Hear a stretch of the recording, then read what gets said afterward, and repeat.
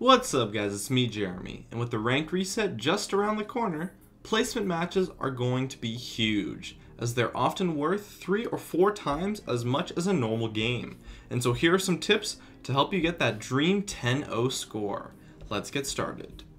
The first thing you can do outside of the game: get a good sleep, eat something that doesn't make you feel terrible, and overall just make sure that you're feeling good and have some energy.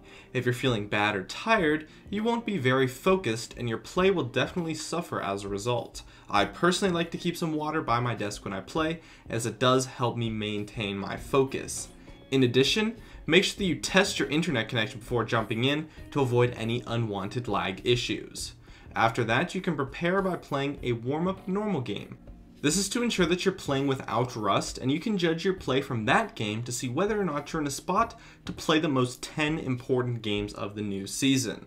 If everything looks good and you're feeling great, you can jump right into the game. In Champion Select, you want to try to get in a spot where you will be in your comfort zone. Pick champions and matchups that you have experience on. Now is not the time to try out new things. Now is the time to bring your A game. That being said, if there is an argument for roles on the team, as long as you know that you can do okay in other roles, it might be best to just actually fill, as if you let your teammates play the role that they want, it significantly increases your chances of getting better teammates. Now, once Champion Select is over and the game has begun, you want to remember the 3 C's. The first C being communication.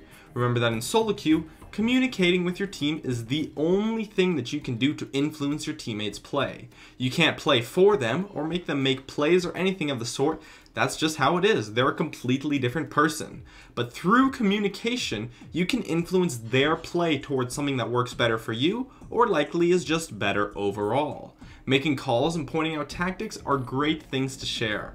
And although they may be a pain to type, these 10 games are try hard to the max. So be ready to type an essay every time you go into a game.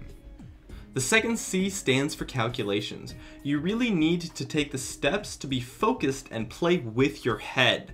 Pay attention to everything going on, and make sure you're active and have the energy to keep a steady and focused mind. League is very much a mentally challenging game, since it requires so much focus and thinking, and you don't want to let up in that aspect or your play will suffer. One thing I do for this is that I actually commentate my games as if I was streaming when I play. I find that it very much helps me focus, as well as it helps a ton for decision making and for noticing and fixing mistakes quickly.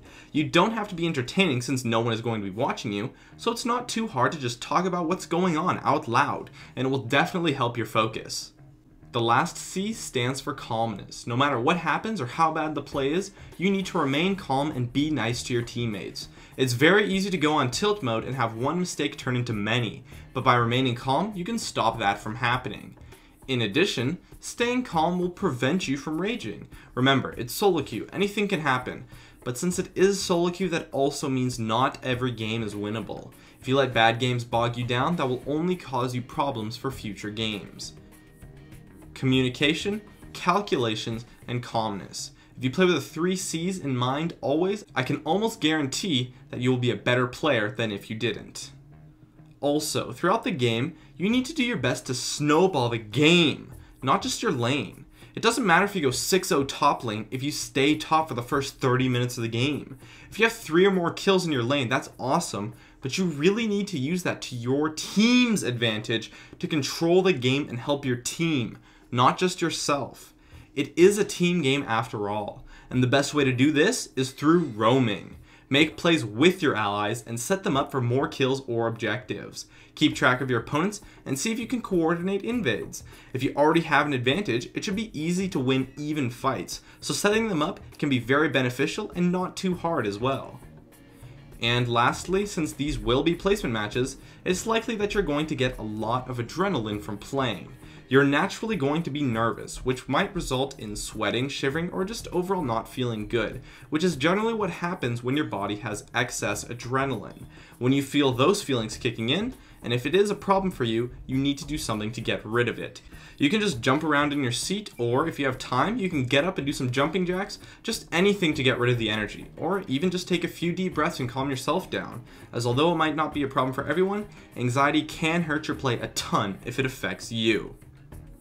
Anyways, my name is Jeremy, and that is it for my tips on winning your placement matches. Good luck to all the new solo queuers out there.